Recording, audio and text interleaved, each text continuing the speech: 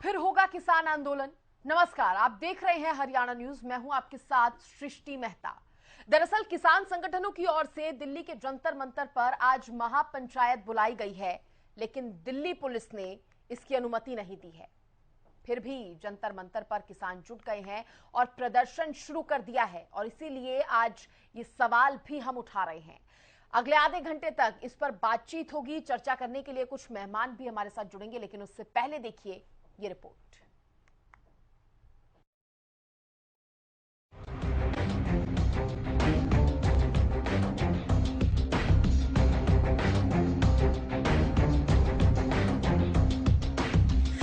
दिल्ली की सरहदों पर 3 कृषि कानूनों के खिलाफ 1 साल से ज्यादा चला किसान आंदोलन बेशक खत्म हो चुका है। बेशक किसान अपने खेतों में लौट आए हैं और अपनी जिंदगी को पहले की तरह गुजर बसर कर रहे हैं, लेकिन इन सब के बीच एक बार फिर से दिल्ली में किसान आंदोलन की आहट सुनाई देने लगी है, क्योंकि किसान संगठन दिल्ली में फिर से आंदोलन की तैयारी में हैं और इसी कड़ी में किसान संगठनों ने 22 अगस्त को दिल्ली के जंतर मंतर पर किसान महापंचायत बुलाई। हालांकि दिल्ली पुलिस ने इस महापंचायत की अनुमति नहीं दी, लेकिन इसके बावजूद किसान संगठन इसके आयोजन पर अड़े रहे। किसानों का कहना है कि सरकार ने जो उनसे वादे किए थे वो अभी तक पूरे नहीं किए गए, जिसकी वजह से किसानों ने एक बार फिर से दिल्ली की ओर कूच कर लिया। पड़ रहा आपको? सर, जो पहले किसान आंदोलन हुआ था उसमें ना कई वादे किए थे सरकार ने, तो कोई भी वादा भी पूरा नहीं हो रहा सर। एमएसपी का जो कानून बनाना वो कानून नहीं बना है, इसके लिए हम इस वजह से द्वारा जाना पड़ रहा है। सरकार के साथ टेबल के ऊपर जो समझौता हुआ था और जिन समझौतों से सरकार मुकर रही है, चाहे वो लखीमपुर खीरी एक सांसद के बेटे को सजा दिलवाने की बात हो या फिर बात हो एमएसपी का गारंटी कानून के लिए जो कमेटी बनाई जानी थी, किस तरीके से उस कमेटी के अंदर उन किसान संगठनों को शामिल किया गया जो हमेशा से किसान आंदोलन के समर्थन में नहीं रहे, हमेशा विपक्ष में रहे हैं। और तीसरा हमारा जो मेन मकसद है कि किस तरीके से इन केसों को वापस करवाया जाए और केसों के साथ साथ किस तरीके से जो समझौते हमारे सरकार के साथ हुए थे उनको लागू करवाया जाए। WTO के ऊपर भी किस तरीके से भारत जिस तरीके से उसके अंदर शामिल है, जो समझौतों के साथ शामिल है, किस तरीके से उसको बाहर लेकर के आए। इन तमाम मुद्दों के ऊपर रणनीति बनाई जाएगी और पंचायत के अंदर फैसला लिया जाएगा। बीते शनिवार और रविवार की बात करें तो किसानों के कुछ समूहों ने बॉर्डर पार करने की कोशिश की, लेकिन पुलिस ने उन्हें रोक दिया।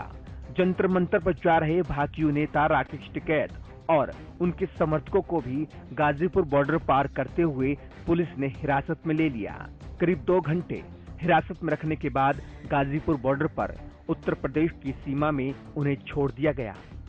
किसानों की मांग है कि उत्तर प्रदेश के लखीमपुर खीरी के तिकुनिया कांड के पीड़ित किसान परिवारों को न्याय दिलाया जाए, जेलों में बंद किसानों की रिहाई कराई जाए।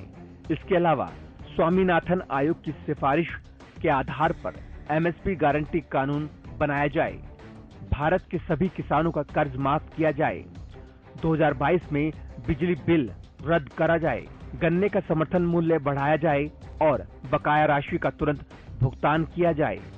आंदोलन के दौरान किसानों पर दर्ज हुए मुकदमों की वापसी की जाए।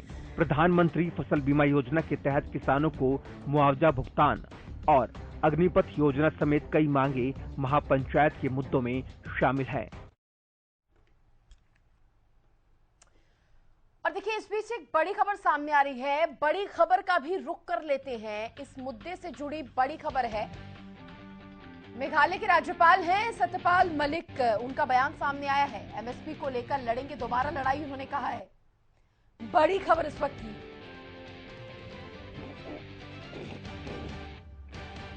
वो कह रहे हैं अभी तक लागू नहीं किया गया एमएसपी को कानून दर्जा नहीं दिया गया है, किसानों को पराजित नहीं कर सकते, उन्होंने कहा है। देखिए, बड़ा बयान उन्होंने दिया है। उन्होंने कहा है कि एमएसपी को हर हाल में लेकर रहेंगे। मेघालय के राज्यपाल हैं सत्यपाल मलिक, जिनकी तरफ से ये बयान आया है। उन्होंने कहा है कि एमएसपी को लेकर दोबारा लड़ाई लड़ेंगे। अभी तक एमएसपी लागू नहीं हुआ है, एमएसपी को कानून का दर्जा भी नहीं दिया गया है, जो कि मिलना चाहिए। किसानों को पराजित नहीं कर सकती है सरकार। मेघालय के राज्यपाल ने ये बयान दिया है। बड़ा बयान उनका सामने आया है। उन्होंने कहा है कि एमएसपी को हर हाल में हम लेकर रहेंगे।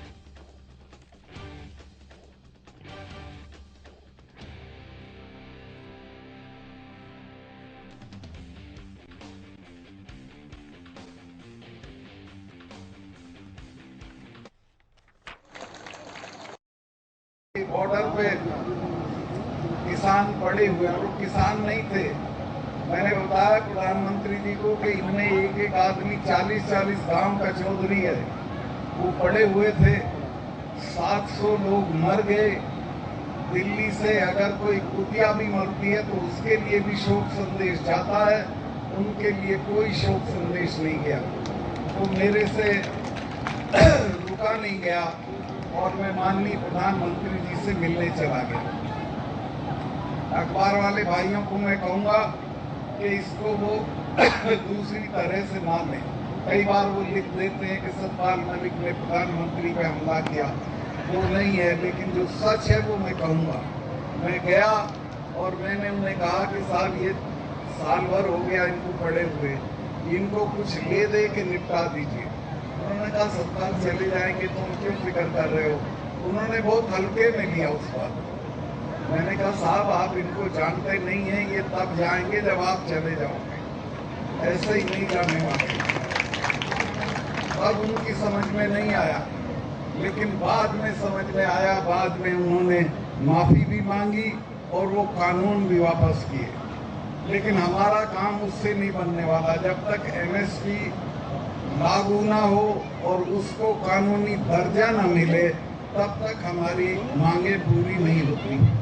तो अभी अगर एमएसपी को लागू नहीं किया तो मैं आपके यहाँ इस माध्यम से, इस जगह से, इस पुण्य धरती से ये कहना चाहता हूँ कि दोबारा लड़ाई होगी और इस बार जोरदार लड़ाई होगी।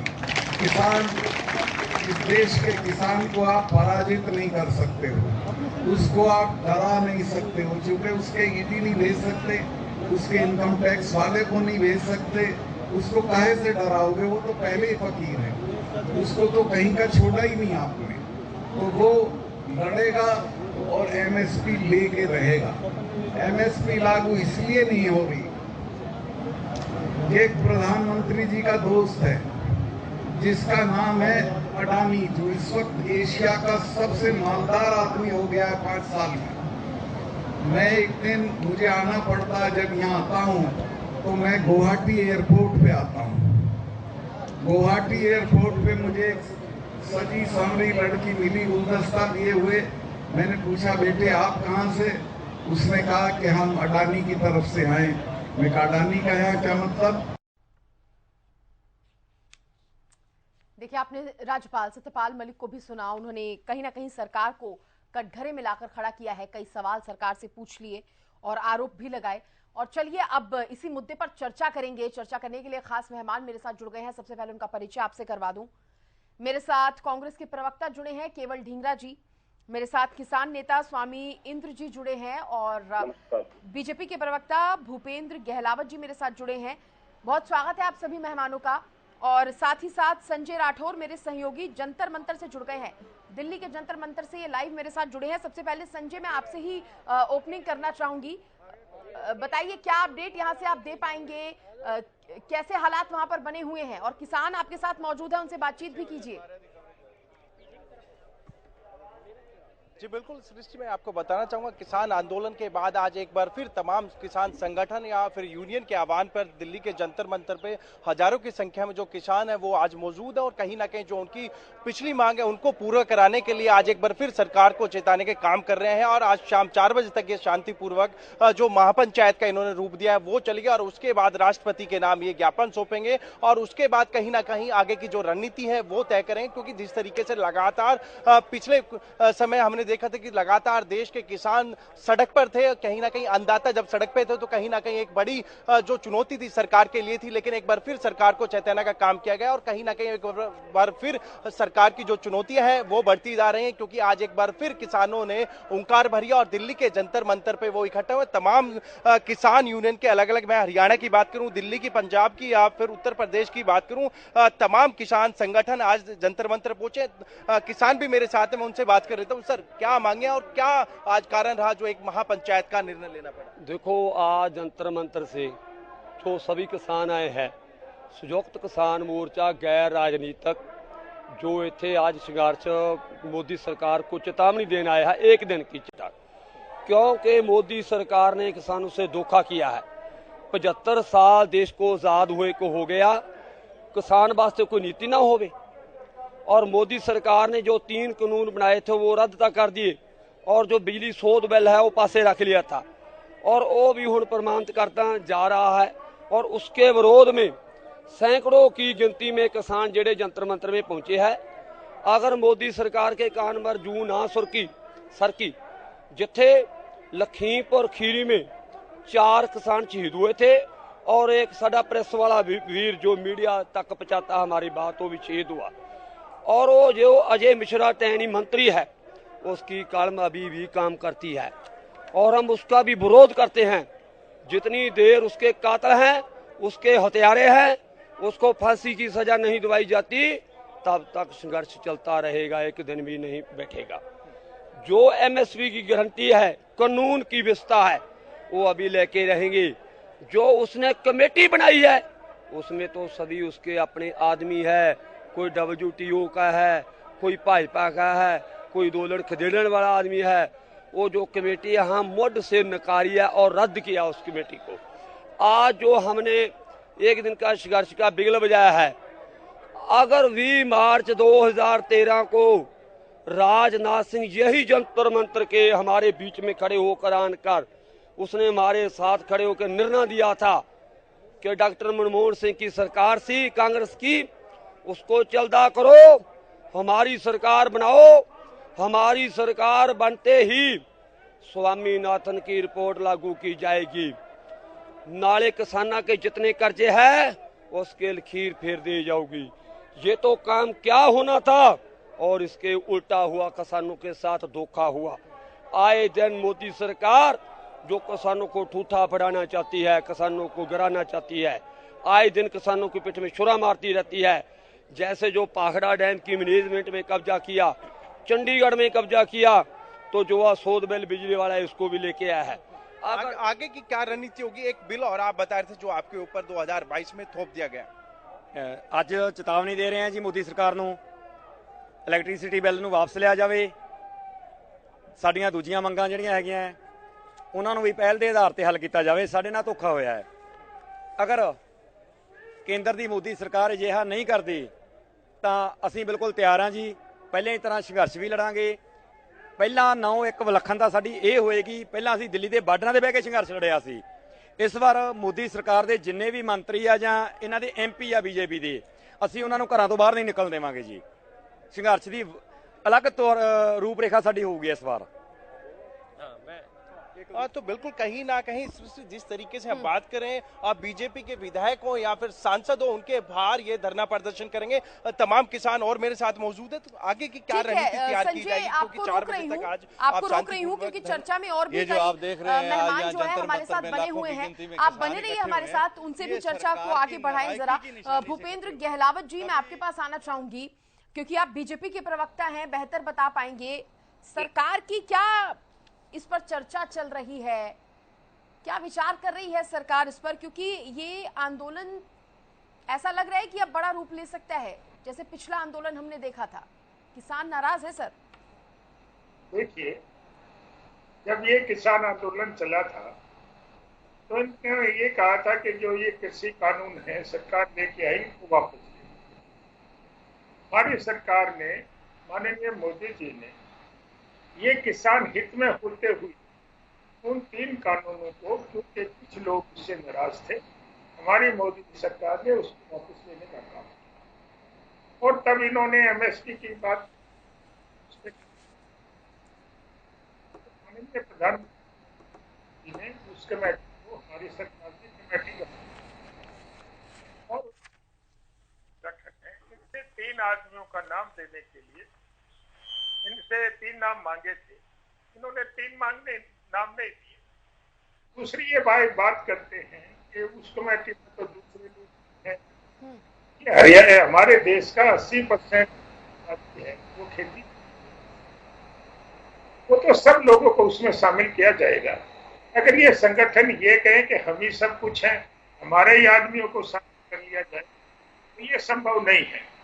और पिछले साल जो एजुकेशन के बाद हरियाणा में जितनी फसल, सभी फसलों को हमने MSP से रेट देने का हमने किसी का 2000 क्विंटल, किसी के 1000, सभी एमएसपी से ऊपर के रेट पे सरकार ने रेट देने का काम किया। ये कुछ विपक्षी लोग जो हैं वो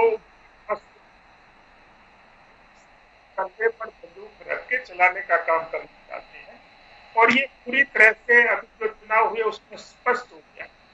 ये टिकैत जी ने कहा कि बीजेपी को हराओ, दूसरे लोगों ने कहा, चटुनी जी ने कहा, इसके सामने भी आ गई थी, क्योंकि किसी ने तो अपने उम्मीदवारी ठीक है। तो इनका अपना गहलावत जी, आपको रोक रही हूँ, रोक इसलिए भी रही हूँ क्योंकि आपकी वॉइस बहुत मेरी आ बात रही है। नहीं देखिए, मेरी बात आवाज बहुत कट के आ रही है, तो क्लियर वॉइस ना आ पाने की वजह से मैं आपकी पूरी बात को नहीं सुन पा रही हूँ, इसलिए अगर वो दुरुस्त हो जाएगा तो और बेहतर होगा।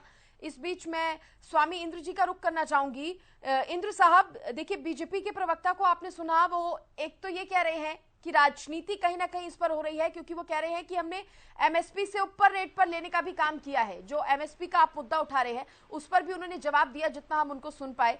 इसके साथ उन्होंने ये भी कहा कि कमेटी में नाम तो आपसे भी पूछे गए थे, आपकी सहमति से ही कमेटी का गठन हुआ, नाम आपने भी दिए थे, फिर क्यों इतनी नाराजगी जब सरकार काम कर रही है? तो धन्यवाद करना चाहूंगा। जो लगातार आंदोलन की कवरेज करता रहा है और किसान की कोई मुद्दा हो उसको आप बहुत खूबी से जो है देश के सामने प्रस्तुत करने का काम करते, इसके लिए आपको साधुवाद है। और सृष्टि मेहता जी, मैं कहना चाहता हूँ, जो बीजेपी के प्रवक्ता हैं, लगता है वो अपना होमवर्क करके नहीं आते, वो राजनीति के सिवाय देश के अंदर कुछ ढूंढ ही नहीं रहे हैं। वो कह रहे हैं किसान राजनीति कर रहा है, ये राजनीति पॉलिटिकल पार्टी बनाते हैं, इनको लोगों ने दरकिनार कर दिया। क्या आप ये कह सकते हैं कि जब बीजेपी सत्ता में नहीं थी और आप लोग हारते थे,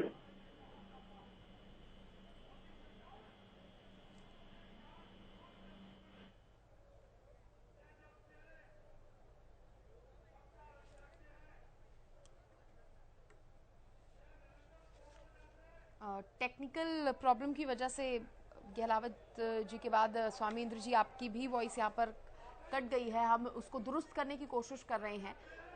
इस बीच मैं कांग्रेस के प्रवक्ता केवल ढींगरा जी का रुख करना चाहूंगी। केवल ढींगरा जी, आप कितने सहयोग में है किसानों के इस आंदोलन पर? आप ये जानते हैं कि पिछली बार जो आंदोलन हुआ था उससे कितनी समस्याएं आम लोगों को झेलनी पड़ी थी? ढींगरा साहब, अपनी आवाज उठाना ठीक है, लेकिन क्या आंदोलन को वही रूप देना, वही शक्ल देना ठीक रहेगा? ढींगरा साहब। नहीं, देखिए, ये तो किसानों की मर्जी है, वो आंदोलन को क्या रूप देना चाहते हैं, लेकिन किसानों के साथ धोखा सरकार कर रही है, किसानों के साथ वादा खिलाफी सरकार कर रही है, किसानों के साथ बात कह के मुकरने वाली सरकार जो है वो भारतीय जनता पार्टी की सरकार है। आपको याद होगा जब पिछले साल सभी किसान जो है दिल्ली के बॉर्डर्स पे बैठे थे, उनको रोकने का काम, उनको दिल्ली बॉर्डर तक ना पहुंचने देने का भी काम पूरी हरियाणा की सरकार ने किया था, उधर से यूपी सरकार ने किया था, चारों बॉर्डरों की तरफ रोकने का काम किया था। और दूसरी बात ये भी थी, उसके साथ साथ 1 साल तक उनकी पूरी बात नहीं सुनी गई। 1 साल तक 750 किसान जो है वो शहादत दे गए, तब भी उनकी बात नहीं सुनी गई। और उसके बाद एक मंत्री थे टैनी और उनका लड़का, उन्होंने एक जीप जो है किसानों के ऊपर चढ़ा दी, जिससे 4 किसान मर गए और एक पत्रकार की भी मौत हो गई। तो ये जो सारा काम हुआ, ये भाजपा की सरकार ने किया। और भाजपा के टाइम पे भाजपा की सरकार जो है ये बात उनको बताने में कामयाब नहीं रही, और इसलिए फिर 3 काले कानून वापस लेने पड़े इनको। जो काले कानून बनाए थे वो भी इन्होंने जानबूझ के एक मंशा से बनाए थे कि बड़े बड़े उद्योगपतियों को फायदा दिया जाए, जिसके कारण वो वापस लेने पड़े। अब जहां तक वो वापस ले लिए, उसके बाद जो किसान जिस बात पे धरने दे रहे थे, जिस बात पे अपनी मांग रख रहे थे, वो मांग जस की तस आज तक बनी हुई है। जबकि इन्होंने कहा था कि 6 महीने की, आप हमें 3 महीने का 60 दिन का टाइम दीजिए, हम आपकी सारी मांगे एक कमेटी बनाकर उसको खत्म कर देंगे। उसमें क्या क्या मांगे थी? एक तो एमएसपी की गारंटी का कानून था, एक बिजली बिल की जो 2022 की जो कानून बनाया था उसको रद्द करने की बात थी, और एक गन्ना किसानों को जो उनका मूल्य जो था उनकी बकाया राशि देने की बात थी। एक आंदोलन में जो मुकदमे बने थे उनको वापस लेने की बात थी, जेल में जो किसान अभी तक बैठे हैं उनको रिहा करने की बात थी, अभी तक स्वामीनाथन की जो C2 कमेटी है उसको फसल का लागत मूल्य का डबल देने की बात थी, अग्निपथ की अभी जो स्कीम है, ये तो अब इन्होंने मुद्दा रखा लेकिन अग्निपथ की स्कीम बाद में आई।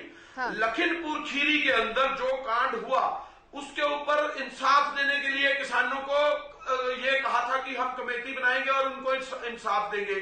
आज तक मंत्री जी अपनी कुर्सी पे बैठे, उनको हटाया नहीं गया। और फसल बीमा की पैसा जो अमाउंट जो लोगों को किसानों को नहीं मिल रही थी उनको भी देने की बात थी। और एक मंडियों की जो FCI के थ्रू मंडियों को रोकने का काम सरकार ने किया, उसकी खरीद बहाल करने का भी बीच में था। आपको नहीं लगता कि सरकार इसीलिए इतना वक्त लगा रही है क्योंकि मांगे काफी ज्यादा है? जब समस्या देखिए तीनों कृषि कानूनों से दिक्कत है तो उसको तुरंत ही वापस ले लिया गया, शायद मांगे ज्यादा है इसलिए समय लग रहा है क्या? और क्या वजह आप मानते हैं ढींगरा साहब इसके पीछे की? क्या सरकार की मंशा नहीं है किसानों की मांगों को मानने की? एक तरफ तो सुनिए, एक तरफ तो सरकार कहती है कि हम इतना राजस्व प्राप्त कर रहे हैं कि हमने सारा कुछ पार कर दिया, हमारे पास इस समय बहुत बड़ा टैक्स का पैसा आ रहा है, हमारे पास बहुत बड़ा सिस्टम है, हमारे पास इतना इंफ्रास्ट्रक्चर है, हमने इतने सिस्टम को अपने भार मुक्त कर लिया।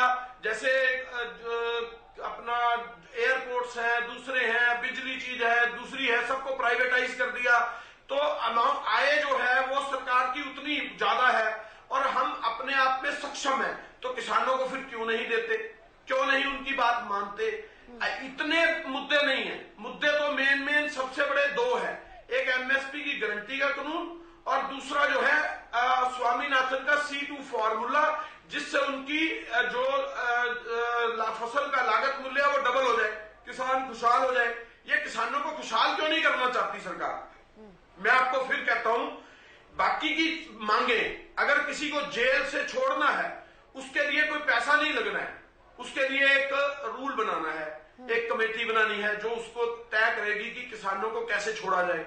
जो मंत्री जी हैं उनको हटाना है मंत्रीशिप से, उनके ऊपर कार्रवाई करना है, क्योंकि उन्होंने उनकी गाड़ी, जो उनके बेटे की गाड़ी थी, उन्होंने किसानों पे चढ़ा दी। इतना उसमें क्या लंबा चौड़ा बात है? फसल बीमा योजना का पैसा फसल बीमा योजना ने देना है, उनके ऊपर दबाव डाल के उनसे पैसा दिलवाना कौन सी बड़ा काम है? दूसरी बात, किसानों का कर्जा माफ करना जरूर बड़ा काम हो सकता है, उसको गिना जाना चाहिए। खुद कहा तक मोदी जी ने 2014 के अंदर कि हम किसानों का कर्जा माफ करेंगे, तो 2022 तक क्या अभी तक सोए हुए हैं क्या? 8 साल हो गए, 8 साल में क्यों नहीं किया माफ? ठीक है, मैं दिल्ली संजय का बड़ी बात तो है नहीं, दिल्ली संजय का एक छोटा सा जवाब भूपेंद्र जी इस पर दे दीजिए। ढींगरा साहब ने जो बातें उठाई हैं, उन्होंने कहा है कि जो मुद्दे ऐसे हैं जो हल हो सकते हैं तुरंत ही, उन पर भी विचार नहीं कर रही सरकार, उन पर भी कोई फैसला लेने को तैयार नहीं है। मुद्दे आपने सुने ढींगरा साहब ने जो गिनाए?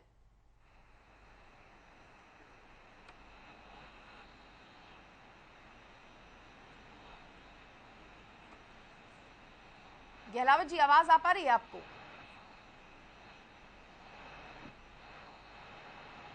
शायद संपर्क नहीं हो पा रहा है भूपेंद्र गहलावत जी से। संजय, आप बताइए, और आपके साथ वहां पर किसान मौजूद है, उनसे बातचीत करने की कोशिश कीजिए, क्योंकि अब किसान कह रहे हैं कि उनकी रूपरेखा जो है, जो रणनीति है, वो अलग है। जैसा पिछली बार उन्होंने प्रदर्शन किया था उससे कुछ अलग प्रदर्शन करना है, रूपरेखा अलग तैयार की है। क्या प्लान है अब किसानों का? क्या रणनीति आगे उनकी रहने वाली है? संजय जी बिल्कुल सृष्टि, मैं आपको बताना चाहूँगा, जिस तरीके से आज तमाम ट्रेड यूनियन की बात करूँ, किसान यूनियन की बात करूँ, आज जंतर मंतर पे मौजूद है, तो उन्होंने तमाम जो अपनी रूपरेखा है या फिर आगे की जो रणनीति है वो इख्तियार कर लिया, क्योंकि 4 बजे वो राष्ट्रपति के नाम ज्ञापन जरूर सौंपेंगे और उसके बाद अपने घर लौटेंगे। लेकिन उन्होंने साफ तौर पर साफ कर दिया है कि आने वाले समय में जितने भी बीजेपी वो विधायक हैं या फिर सांसद हैं, उनके घर का वो घेराव करेंगे, उनके घर के बाहर जाके वो धरना देंगे, क्योंकि पिछली बार देखा गया था जो हाईवे उसको जरूर जाम किया गया था, जिसकी वजह से केंद्र सरकार हो फिर राज्य सरकार हो काफी तकलीफ यानी कि काफी चुनौतियों का सामना उनको करना पड़ा था। लेकिन एक बार फिर उन्होंने चेता दिया सरकार को, यदि समय रहते इनकी मांगे हैं वो नहीं मानी जाती तो आगे एक बड़ा आंदोलन है वो ये लोग कर सकते हैं। सर, आगे की क्या रणनीति आप लोगों की? ऐसे आस्ते आई तो आए आपके हक लेने आस्ते आए हैं भी आपके सानू आपके हक मिल जान, तो मेरे से दे के नहीं राजी, ਅੱਗੇ ਸਾਲ ਭਰ ਬਹਿ ਕੇ ਉੱਠ ਗਏ ਆ ਤੇ ਉਹ ਫੇਰ ਉਹਦਾ ਨਾ ਕੀ ਉਹ ਝੂਠ ਮਾਰ ਕੇ ਤੇ ਸਾਨੂੰ ਫੇਰ ਮੁਕਰਾਤਾ। ਹੁਣ ਫੇਰ ਸਾਨੂੰ ਧਰਨਾ ਲਾਉਣਾ ਪੈਣਾ, ਹੁਣ ਲਾਵਾਂਗੇ ਫੇਰ बैठना पड़ेगा भावें कितना चिर होवे। तो बिल्कुल कहीं ना कहीं सृष्टि जिस तरीके से इनका साफ तौर पे यही कहना है कि मजबूरन हमें ये कदम उठाना पड़ा है कि जो देश भर के अलग अलग राज्य के जो किसान हैं आज दिल्ली के जंतर मंतर पे इसलिए इकट्ठे हुए क्योंकि सरकार की जो अनदेखी है वो एक बड़ा कारण है और अनदेखी के चलते आज सरकार को चेताने के लिए आज तमाम तस्वीरें हैं वो भी दिखाएं क्योंकि हम देख पा रहे हैं बहुत भीड़ यहाँ पर मौजूद है। और साथ ही ये भी बताइए पुलिस की तरफ से क्या तैयारी की गई है, क्या व्यवस्थाएं नजर आ रही है, तस्वीरों के माध्यम से भी बताने की कोशिश कीजिए संजय। जी बिल्कुल सृष्टि मैं बात करूं जी बिल्कुल सृष्टि मैं बात करूं जंतर मंतर की तो तमाम जो किसान संगठन के लोग हैं वो यहाँ मौजूद हैं। हजारों की संख्या में जो किसान हैं वो यहाँ पहुंचे हैं। तो बेशक हरियाणा के हों, पंजाब की बात करूं, राजस्थान की बात करूं या फिर आंध्र प्रदेश तक के जो किसान आज दिल्ली के जंतर मंतर पे इकट्ठे हुए हैं। हजारों की संख्या में जो लोग हैं यहाँ तैनात मौजूद हैं। और साथ ही साथ में सुरक्षा व्यवस्था की बात करूं दिल्ली पुलिस की तरफ से तमाम जो व्यवस्था है वो की गई है। तमाम जो पुलिस के जवान है वो यहाँ मौजूद है कि किसी प्रकार की कोई अनहोनी घटना ना हो जाए। और साथ ही साथ जिस तरीके से जो दिल्ली की रफ्तार है कहीं ना कहीं उस पर ब्रेक लगता जरूर नजर आ रहा है क्योंकि जिस तरीके से किसान संगठन के जो लोग हैं दिल्ली के जंतर मंतर पर पहुंच रहे हैं तो ऐसे में कहीं ना कहीं दिल्ली पुलिस ने तमाम जो बैरिकेड्स हैं वो लगाए गए हैं। जो लोग हैं उनकी चेकिंग की जा रही है, गाड़ी की चेकिंग की जा रही है। और ये एक बड़ा कारण कि दिल्ली की जो रफ्तार है कहीं ना कहीं थमती नजर आ रही है। जितने भी मैं बात करूं गुड़गांव दिल्ली बॉर्डर की बात करूं, दिल्ली फरीदाबाद बॉर्डर की मैं बात करूं, तमाम उन बॉर्डरों पर बैरिकेड्स लगाए हैं और तमाम जो गाड़ियां हैं वाहन है जो वहां से गुजर रही है उनको चेक किया जा रहा है और उसके बाद उनको आगे जाने दिया जा रहा है। और ये एक बड़ा कारण है कि दिल्ली की जो रफ्तार थी कहीं ना कहीं अब वो थमती नजर आ रही है। दिल्ली के अलग अलग हिस्से की मैं बात करूं जो जाम की स्थिति है वो देखी जा सकती है। और साथ ही साथ कहीं ना कहीं कुछ लोग हैं उनसे भी बात कर लेते हो। कहां से आप आए हैं? मैं हरियाणा डिस्ट्रिक्ट कैथल से। किस तरीके की मांगे हैं क्योंकि लगातार जो मांगे थी 3 कानून बिल थे कृषि वो सरकार ने वापसी ले ली। अब क्या कारण है कि एक बार फिर जो किसान है वो सरकार ने हमारे साथ विश्वासघात किया है। जो उस टाइम हमारे मांगे थी जो सरकार ने लिखित रूप में कहा था लेकिन वो अपने वादा खिलाफी करके हमारे साथ देखिए एमएसपी की गारंटी है, C2+ स्वामीनाथन की रिपोर्ट लागू होनी चाहिए।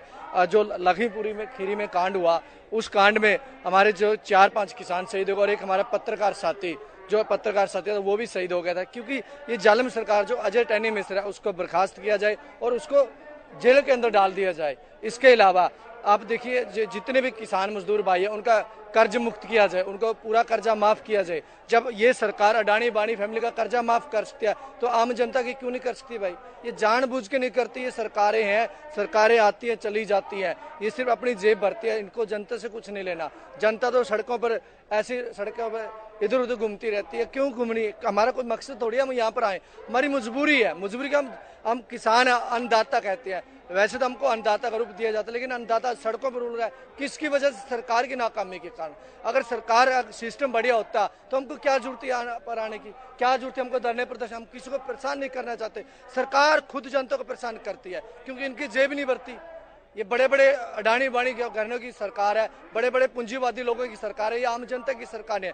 सुई से लेकर जहाज तक हर एक व्यक्ति टैक्स भरता है तो उस टैक्स भरने का क्या फायदा हुआ? किसको कोई सुविधा मिली? किसको सुविधा मिली? सिर्फ ये जो हमारे रक्षकिया भी जगह डोमाल्डो ये इनके जितने सारे है या अमित शाह के लड़का जय शाह जो की सचिव बना बैठा BCCI क्रिकेट बोर्ड का, बड़े बड़े इन लोगों के तो पैसे बल्ले बल्ले हो रही है।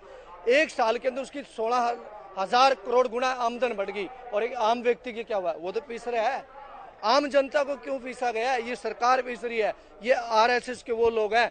जब हमारा देश आजाद नहीं होता ना तब भी ये लोग पिट्ठू होते थे अंग्रेजों और आज इनके हाथ में देश की भागडोर आ गई। आज इस मंच से सरकार को आप चेतावनी देना चाह रहे हैं? यदि अभी भी सरकार नहीं जागती है, नहीं चेतती है तो आगे की क्या रणनीति होगी? अगर सरकार ने हमारी मांगे नहीं मांगनी तो जैसे दिल्ली के अंदर आंदोलन 378 दिन चला तो आंदोलन के लिए तैयार रहे सरकार। फिर ये मत कहना कि किसान सड़कों पर आ गए और किसानों ने रोड जाम कर दे। उसके लिए सरकार खुद जिम्मेदार होगी, ना कि किसान जिम्मेदार होंगे। उसका सारा श्रेय सरकार को जाएगा क्योंकि आम जनता को हम परेशान नहीं करना चाहते। हमारा क्या है? किसान एक तो कहते हैं अन्नदाता, जो किसान का अन्न खाता है वो अन्नदाता के रूप होता है और जब किसान का अन्न खाकर सरकार की तारीफ करता है वो नमक हराम है। आज जो सुनने में आज सरकार एमएसपी के ऊपर कमेटी बातचीत चल रही है। वो कमेटी में कौन लोग बैठे हैं? सरकार के दल्ले जो सरकार के साथ बातचीत कर रहे हैं। इस कमेटी के अंदर किसान का एक भी नेता नहीं है। जो आज कमेटी की मीटिंग हो रही है सरकार की, उसमें एक भी किसान नेता नहीं है। उसमें कौन है? सरकारी दल्ले जो सरकारी संगठन बनाए हुए हैं, किसानों के झूठ माट के संगठन बने हुए हैं, वो लोग आज उस कमेटी में है। एक कहाँ से आए हैं? पंजाब से, लुधियाना जिला। अभी भी सरकार आपकी मांगे नहीं मानती है, तो आगे क्या रणनीति होगी? देखिए, रणनीति तो हमारी स्पष्ट है। हम तो ये सरकार को दिखाने आए हैं कि आप ये मत सोचिएगा कि आंदोलन खत्म हो गया है। लोग अभी किसानी आंदोलन में उसके साथ लोगों का जो है लीडरों के ऊपर से भरोसा उठ गया है। ये सरकार ने एक षड्यंत्र के रूप में षड्यंत्र ये खेलना चाहा, तो जिसमें सरकार बिल्कुल नाकाम रही। हमने ये आज एक दिन का ये धरना है, ये धरना इसीलिए लगाया है कि जो सरकार ये समझ सके कि अगर इन फ्यूचर कभी लोड़ पड़ी तो पंजाब से, हरियाणा से, पूरे देश से लोग एमएसपी के लिए किसान दोबारा फिर से बहुत बड़ी संख्या में दिल्ली के चारों ओर दोबारा फिर से धरना लगा सकते हैं। तो बिल्कुल साफ तौर पर किसानों का यही कहना है कि यदि सरकार समय रहती नहीं चेती है तो इससे बड़ा जो आंदोलन है वो किसान यूनियन करेगी, क्योंकि जिस तरीके से पिछला किसान आंदोलन उठा के देखें तो काफी लंबा वो चला था, जिसके बाद कहीं ना कहीं सरकार के लिए। बने रहिए संजय आप हमारे साथ, पल पल की अपडेट वहां से हम तक पहुंचाइए। स्वामी इंद्र जी का मैं रुख करना चाहूंगी। स्वामी इंद्र जी, अब तो आप कमेटी पर भी सवाल उठा रहे हैं, कमेटी से भी आप संतुष्ट नहीं हैं। सरकार कह रही है कि हमने तो आपसे ही नाम मांगे थे, आपसी सहमति से कमेटी का गठन हुआ था, फिर क्यों कमेटी पर सवाल या निशान?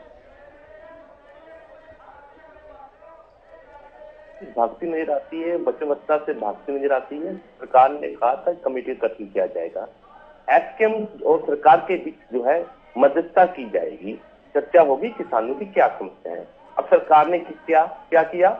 29 मेंबरों की कमेटी बना डाली, जिसमें 26 सरकार के अपने आदमी हैं और 3 एसकेएम से बुला लिए। अब मैं पूछना चाहता हूँ सरकार से, ये जो 5 महानुभाव आपने किसानों के नाम पे लिए हैं, ये कर्मवीर चौधरी जी कौन है, गणवंत पाटिल कौन है, प्रमोद चौधरी जी कौन है, ये गुनी प्रकाश जी कौन है, ये तमाम लोग, शायद पाशा जो है ये कौन है, ये बता सकती है सरकार? क्या ये लोग इन बिलों के पक्षधर हैं या बिलों के विरोध में थे? जब ये पक्षधर हैं तो आपको कमेटी में लेने की इनकी क्या आवश्यकता पड़ी? यानी सरकार सीधा किसान के मुद्दे को और इस देश के आम आदमी के भूख के मुद्दे को हल्के में लेना चाह रही है। आज ये अन्नदाता और अन्न खाने वाले दोनों रखने वाला कोई है ही नहीं वहां पर उस कमेटी में।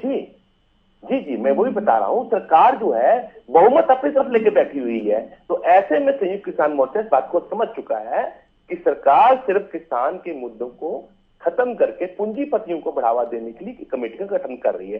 दूसरी बात ये, अभी लेकिन सरकार कह रही है कि आंदोलनकारियों से बातचीत होकर ही, किसानों से बातचीत होकर ही कमेटी का गठन हुआ था। अभी देखिए, हमने शुरू से पूछते रहे हैं, आप तो लगातार चैनल हमारा अपडेट में रहा कि जब से प्रधानमंत्री ने कहा कि कमेटी गठन होगा, तब से हम कह रहे हैं कि आप हमें कमेटी की जो है सूची दे दीजिए। सरकार ने सूची नहीं दी, किसानों से मांगा, किसानों पर नाम दे दिए।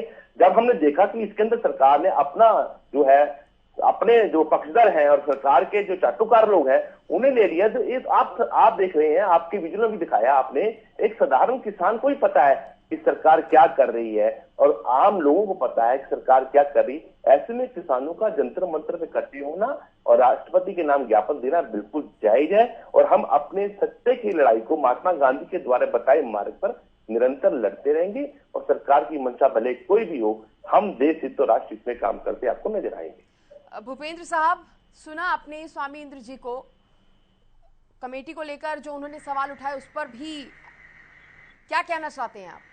देखिए, ये इनकी अपनी मांग थी कि भाई एमएसपी को कानूनी का दर्जा देना चाहिए, और फैसला ये हुआ था कि इसके ऊपर एक कमेटी बनेगी और कमेटी में सभी तरह के विशेषज्ञ होंगे, तो राजनीतिक लोग भी होंगे और कृषि एक्सपर्ट जो लोग होंगे वो भी होंगे, और किसान मोर्चे की तरफ से भी 3 नाम उनमें सहमत मांगे गए थे और वो कमेटी अपना काम कर रही है। किसान मोर्चे ने वो 3 नाम नहीं दिए। अब देखिए, ये तो 140 करोड़ लोगों का देश है, इसमें कोई 4-5 आदमी इस बात को कहें कि भाई वो तो उनके दल्ले हैं, वो तो फलाना दल्ले हैं। वो इसी देश के नागरिक हैं, वो पढ़े लिखे लोग हैं, एक्सपर्ट हैं, इन्हीं पे पॉलिसी बनाते आए हैं। उनको ये कहना, इस किस्म की भाषा का प्रयोग करना, ये ठीक बात नहीं है। और ये जो किसान नेता आते हैं, ये किसानों की बात कम करते हैं और विपक्ष की जो इनकी आवाज है, राजनीतिक आवाज, उस पर ये ज्यादा विचार करते हैं। कभी अडानी का नाम लेते हैं, कभी अंबानी का नाम लेते हैं। इसका अडानी अंबानी का किसान पॉलिसी से कोई मतलब नहीं है। ये कहना कि ये तो उनकी सरकार है, फलाना सरकार है, इससे पहले 60 साल किसकी सरकार रही थी? क्या उन्होंने एमएसपी दे दी थी? और मैं ये कहना चाहता हूँ कि हमारे देश के प्रधानमंत्री आदरणीय नरेंद्र भाई मोदी जी, वो कृत संकल्प है, हमारी सरकार कृत संकल्प है कि हम किसानों की आय को दुगनी करने का काम करेंगे और हर हालत में हम किसानों की आय दुगनी करेंगे। अभी ये जो एजिटेशन हुआ था, उसके बाद हमारे हरियाणा में जितने भी फसल बिकी, ये क्या चाहते हैं? एमएसपी पे ही बिके। हमने तो 1000 2,000 ज्यादा क्विंटल पर रेट देने का, दिलाने का काम किया और हम हर तरह से किसान के साथ हैं। चाहे किसान निधि योजना है, चाहे फसल बीमा योजना है, और भी जितनी भरपाई योजना है, हमारी सरकार बहुत ही कल्याणकारी योजनाएं लेके किसानों के लिए भी, मजदूरों के लिए भी, आम आदमी के लिए भी कल्याणकारी योजनाएं लेके आ रही हैं। और किसानों को किसी बात की चिंता नहीं करनी चाहिए। ये जो 5, 7, 10, 20 लोग हैं, लेकिन मुद्दे तो और भी है ना। मांग तो ये भी उठाई जा रही है कि जो दोषी हैं उनको सजा मिले। मंत्रियों से और केस वापस लेने की मांग भी किसान लगातार कर रहे हैं। किसानों के जो केस है वो वापस होने चाहिए। मैं इसीलिए तो इसको कहता हूँ राजनीति है। शुरू में ये एजिटेशन हुआ, तब ये हुआ था कि 3 कानून वापस लिए जाए। 3 कानून वापस ले लिए, फिर इन्होंने कोई और बात जोड़ दी, कोई और बात जोड़ दी। ये राजनीति से प्रेरित बातें हैं। और जिस आदमी की ये बात कर रहे हैं कि उन्होंने, जिससे वो दुर्घटना हुई थी, कुछ किसान मारे गए थे, वो तो जेल में है, जो आरोपित है। अब आप ये कहिए कि भाई उस आरोपित की वजह से उसको भी हटा दो, उसको भी हटा दो। जो दोषी है, जो जिसको अभी तो दोषी नहीं मैं कह सकता, क्योंकि वो तो माननीय न्यायालय जब प्रूव करेगा कि वो दोषी है कि नहीं है, लेकिन जो आरोपित है उसको हमने जेल में डालने का काम किया हुआ है। ये तो बहाना बनाते हैं कि ये नहीं हुआ, वो नहीं हुआ। किसान को, किसान नेताओं को किसान की भलाई की बातें करनी चाहिए और राजनीति में विपक्षी लोगों के बहकावे में नहीं आना चाहिए। इन्होंने पीछे जिस किस्म की बात की, टिकैत कहते थे कि भाई हम तो मोदी को हराओ, बीजेपी को हराओ और फलाना करो, धिकड़ा करो। भैया तुम किसानों की बात क्यों नहीं करते? ये कहते थे ये तो राजनीति नहीं है इसमें। क्या मैं ये क्या चडूनी ने जाके इलेक्शन नहीं लड़वाया पंजाब में? ये बार बार दावा करते थे कि हमारा राजनीति से क्या देश के अंदर लोकतंत्र की जीत नहीं है क्या? अगर देश के अंदर लोकतंत्र बहाल करना है तो लोगों को इलेक्शन लड़ना चाहिए, नहीं लड़ना चाहिए? बताइए आप। देखिए भैया, आप बीच में बोल रहे हो, अच्छी बात नहीं है। मैं अगर आप स्पष्ट बात कीजिए। लगता है आप अपना होमवर्क करके नहीं आते हैं। आप इस देश के अंदर निर्वाचन प्रणाली को चुनौती क्यों देना चाहते हैं? क्या आप देश के अंदर तानाशाही लागू करना चाहते हैं? देखिए आपका जब आप देश में क्या तानाशाही लागू करना चाहते हैं, ये बताइए। यही तो बात है। तुम ये दादागिरी, लोकतंत्र के अंदर हर एक को इलेक्शन लड़ने का अधिकार है। आप राजनीति की बात करते हो, लाइन ऑर्डर को खराब करते हो। आप किसी बात क्यों नहीं करते? एमएसपी किसान को मिलनी चाहिए, नहीं मिलनी चाहिए, बताइए। जब आपके खुद के राज्यपाल सत्यपाल मलिक जी इस बात की हामी भर रहे हैं, तो आपको हामी भरने में क्या परेशानी है? भैया ये भी सुन लो। ये मैं ये भी कहता हूँ कि जो आदमी सरकार में है और उसको ये लग रहा है कि सरकार गलत कर रही है, या तो वो सरकार में है हिस्सेदार, तो वो सरकार से मनवाए भाई ये गलत करे, उसको ठीक नहीं, उसका सरकार से बाहर आना चाहिए। क्यों वो इस तरह से कर रहा है? अगर सरकार इतनी जाति कर रही है, इतने गलत काम कर रही है, क्यों वो सत्ता में बैठा हुआ है? क्या वो इस्तीफा देके बाहर आने का उसमें हिम्मत है? ये प्रश्न बनता है। आज ये प्रश्न बनता है। गलत होगा कि अगर सरकार में रहते हुए सरकार के कुछ काम पर सवाल उठा दिए तो सरकार से बाहर निकल जाना चाहिए, ये कहना तो गलत होगा गहलावत साहब। मैं ये कह रहा हूँ कि सरकार से मनवाए, वो सरकार का पार्ट है, वो सरकार से मनवाए, विदिन उसके पार्टी के बात करे और सरकार पे दबाव देके मनवाए। वो उसको ये लग रहा है कि सरकार लेकिन तो किसान ये कह रहे हैं ना, जब इतने लाखों किसान नहीं मनवा पा रहे तो एक अकेले मेघालय के राज्यपाल क्या कर लेंगे? नहीं, देखिए लाखों किसान कहीं नहीं है। अभी 5 राज्यों में चुनाव हुए, इन्होंने सब जगह भारतीय जनता पार्टी को हराने का काम किया था, तो 80% लोगों किसानों ने तो भारतीय जनता पार्टी को जिताने का काम किया। तो आपने रेवड़ियां बांटने का काम किया, गरीब आदमी गरीबी के ऊपर आपने मजाक उड़ाया कि एक मुझे माँ मिली जो बोलिए कि मैंने मोदी का नमक खाया है। तो क्या मोदी साहब ने क्या माँ के सिर के पर छत डालने का काम किया? ये बताएंगे आप? नहीं, आप ये सबको तो दल्ले कहते हो, आप बहुत दूध के धुले हुए। आप मेरे मुंह में शब्द डालने का काम न कीजिए। मैंने जो कहा आप उसी बात को समझिए। आप देश के प्रधानमंत्री ने कहा कि मुझे एक माँ मिली, उसने कहा कि मैंने मोदी का नमक खाया है। क्या मोदी सरकार ने उस माँ के सिर छत डालने का काम किया? आप ये बताएंगे? उस गरीब गुर्बे के मुंह में अन्न डालने का काम किया? आप ये बताएंगे? सरकार किसान की आय दुगनी करना चाहती है और सरकार ने कहा था कि 2022 फरवरी तक किसानों की आय दुगनी हो जाएगी। क्या आपके पास श्वेत पत्र लेके आए हैं आप कि किसान की आय दुगनी हुई कि घटी है? इसके बारे में आप बताएंगे? देश सुनना चाहता है गिरावत साहब, आप ऐसा झूठ मत बोल के जाइए इस चैनल के ऊपर। ये बहुत जिम्मेदार चैनल है, लगातार किसान मुद्दों को लेकर उठा रहा है। मैं ये कहता हूं कि जो आपको विपक्ष लिख के देता है वो आप चैनल पर बोलते हैं। आपको किसानों से कोई लेना देना नहीं है। किसान तो सारा खुश है, खेतों में है। किसान तो आपने मुद्दा नहीं देते आदमी की।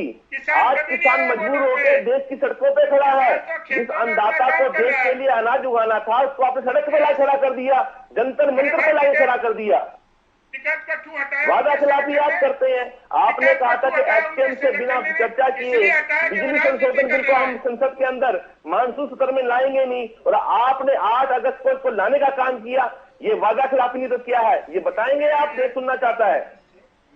आपका जवाब नहीं है। अब कुछ क्यों है? वो बोलते हो आप लोग। हाँ, ये सरकार ने बोला था या बोलिए माननीय प्रधानमंत्री जी ने बोला था? बोलिए प्रधानमंत्री जी ने बोला था, बोलिए। आदरणीय प्रधानमंत्री जी ने बोला था कमेटी बना दी, उसमें आप क्यों नहीं दे रहे अपने आदमी? अब तो वही तो कह रहे हैं। कमेटी कैसे बनाई आपने किसान को हराने के लिए, जिताने के लिए? ये बताइए आप किसान को हारता देखना चाहते हैं कि जीतता देखना चाहते हैं? ये बताइए आप। अगर वो कमेटी आपके खिलाफ है गहलोत साहब, आप बताइए, आप देश के किसान को हराना चाहते हैं कि जिताना चाहते हैं?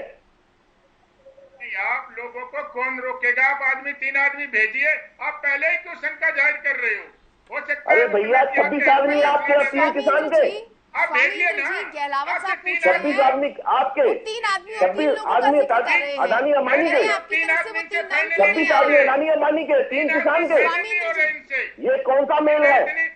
स्वामी जी, आपको आवाज नहीं आ रही है? 3 आदमी फाइनल ही नहीं कर पा रहे। जी बोलिए। गहलावत साहब कह रहे हैं कि आप नाम नहीं फाइनल कर पा रहे। 3 नाम फाइनल करने की बात होती है तो आप फाइनल तक नहीं कर पा रहे।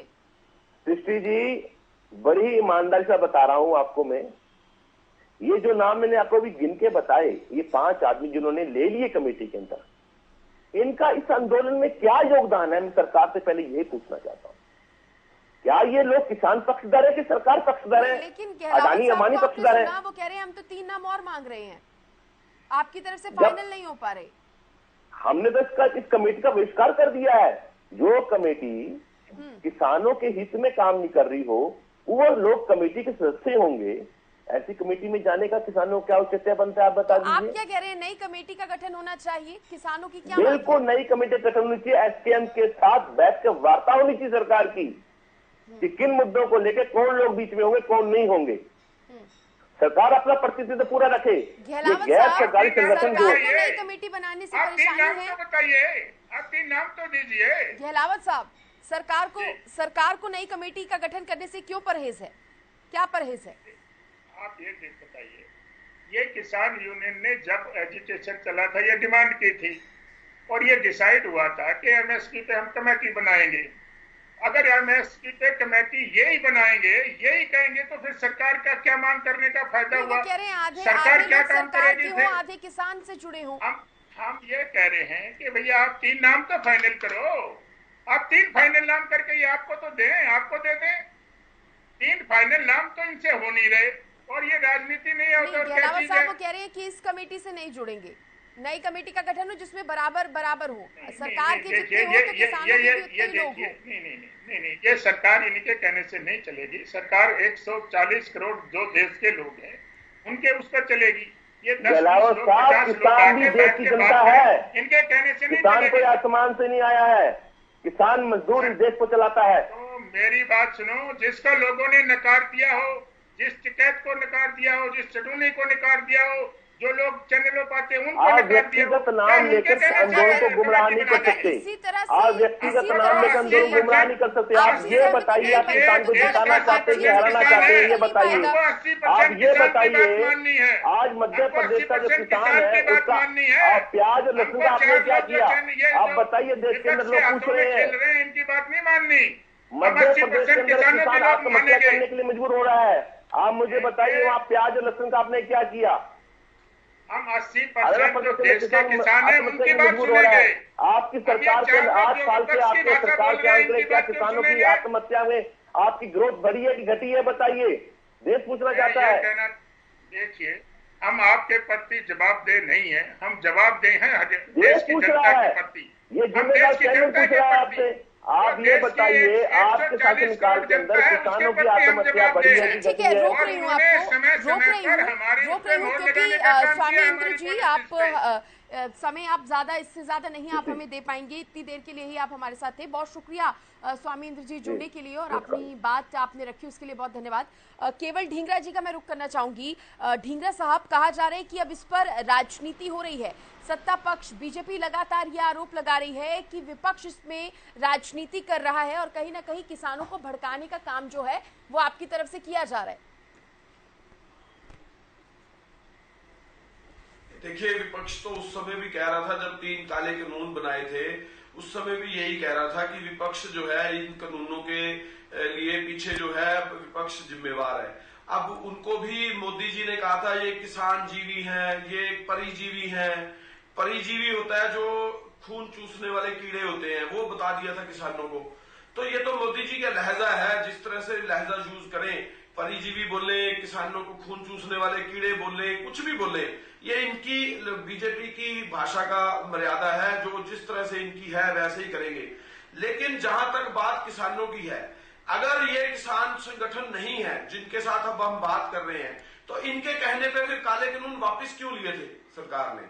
अभी ये कह रहे थे कि हम जो है आपकी मर्जी से नहीं चलेंगे, तो इन्हीं की मर्जी से ही तो फिर वापस लिए थे कानून। आप भी क्या कहते हैं संगठन बैठे, इन्हीं की इन्होंने ही धरना दिया था। 1 मिनट सुनिए, इन्होंने ही धरना दिया था। इन्हीं के धरने की वजह से, किसानों के धरने की वजह से 750 किसान शहीद भी हुए थे। इन्हीं के कहने से ही काले कानून वापस लिए थे।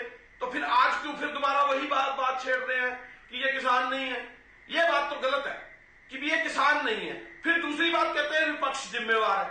भाई साहब, विपक्ष कैसे जिम्मेवार है? अगर मान लो आप लोगों ने एक वायदा कर दिया किसानों के साथ कि आप जब आएंगे सत्ता में तो आप किसान को C2 फॉर्मूला दे देंगे, उनकी लागत मूल्य का डबल दे देंगे। ये हमने कहा था क्या?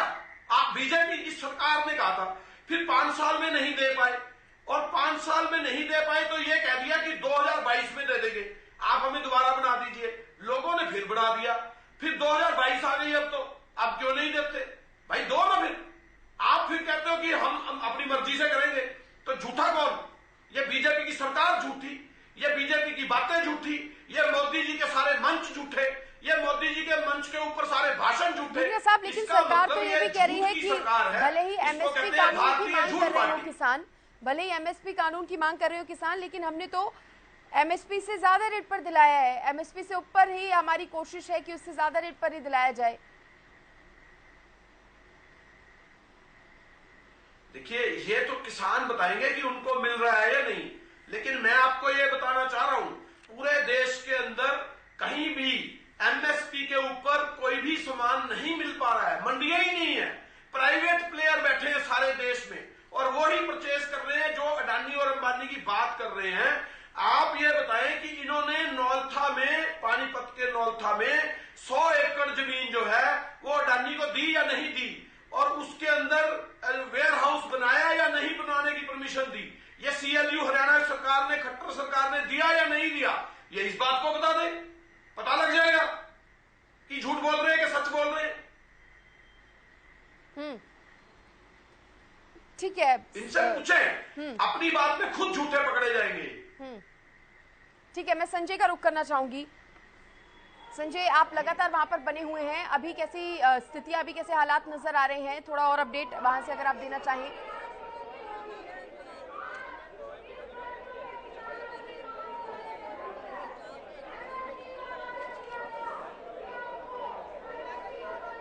संजय, आपको आवाज मिल पा रही है?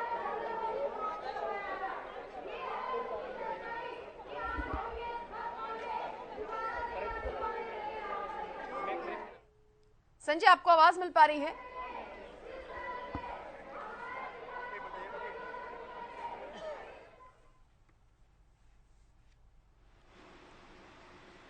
संजय से संपर्क टूट गया है। गहलावत साहब, मैं आपसे ये भी जानना चाहूंगी, देखिए अब किसान, कल हमने देखा जो तस्वीरें सामने आई, किसानों को दिल्ली नहीं जाने दिया जा रहा था। राकेश टिकैत, किसान नेता की अगर बात करें, उनको हिरासत में ले लिया गया। राकेश टिकैत ने सवाल पूछा कि अब दिल्ली जाने के लिए भी परमिशन की, वीजा की जरूरत पड़ेगी क्या? देखिए, पीछे जब एजिटेशन हुआ, किसी ने जाके लाल किले पे तिरंगा, पाकिस्तान का झंडा फहरा दिया, खालिस्तान का झंडा फहरा दिया, बस उसमें तोड़ फोड़ हुई, लॉ एंड ऑर्डर खराब हुआ। तो इन्हीं लोगों ने कह दिया कि ये तो हमारे आदमी नहीं है, ये तो क्या जो एडमिनिस्ट्रेशन है वो जांच नहीं करेगा क्या? और जब हर तरीका प्रोसीजर होता है, जंतर मंतर पर प्रदर्शन करने की परमिशन होती है, वहां से परमिशन लेनी होती है।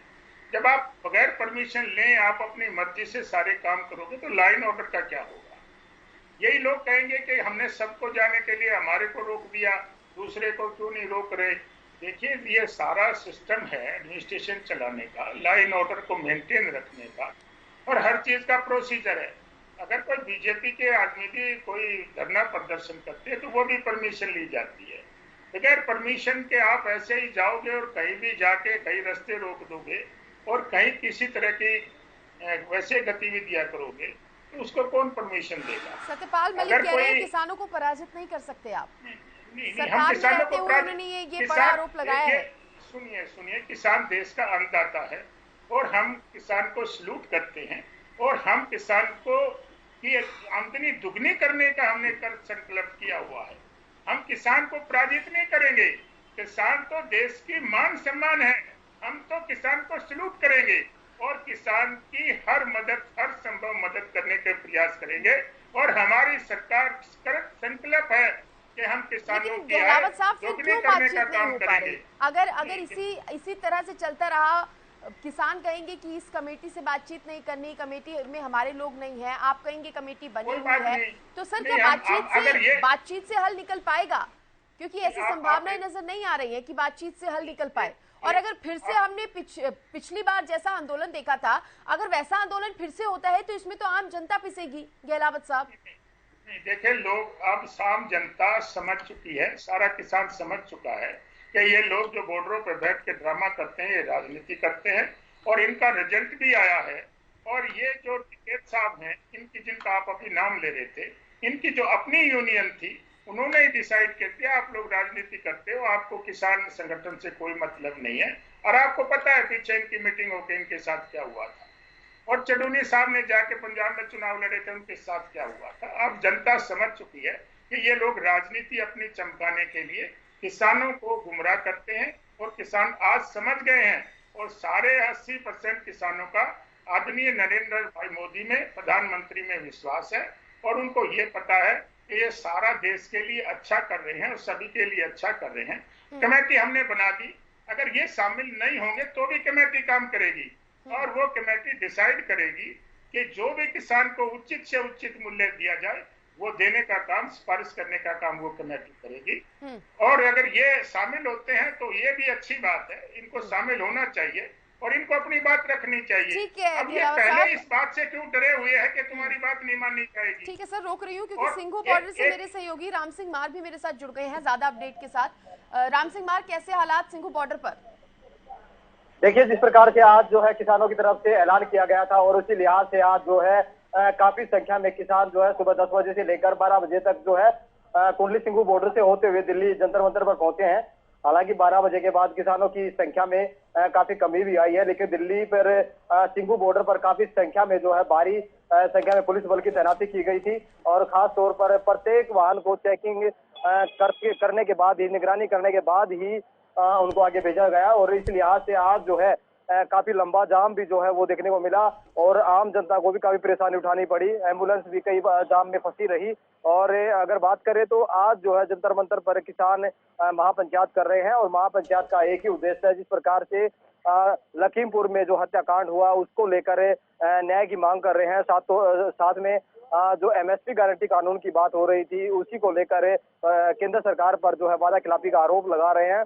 और आज जो है एक विशेष रणनीति जो है वो यहाँ महापंचायत में रखी बनाई जा रही है, क्योंकि ये भी कहा जा रहा है कि यहाँ से ही अब एक बार फिर आंदोलन की रणनीति जो है वो बनाई जाएगी। इसी लिहाज से आज जो है सरकार को चेताने के लिए एक सांकेतिक तौर पर जो है दिल्ली के जंतर मंतर पर जो है ये महापंचायत की गई है। जी चलिए ठीक है, तो देखिए महापंचायत का ऐलान किया गया किसानों की तरफ से और अब किसान जो है लगातार अपनी मांगों को लेते हुए दिल्ली पहुंच चुके हैं। इधर सरकार की भी जिम्मेदारी बनती है कि जल्द से जल्द उनसे बातचीत की जाए, मांगों को सुलझाया जाए या फिर माना जाए।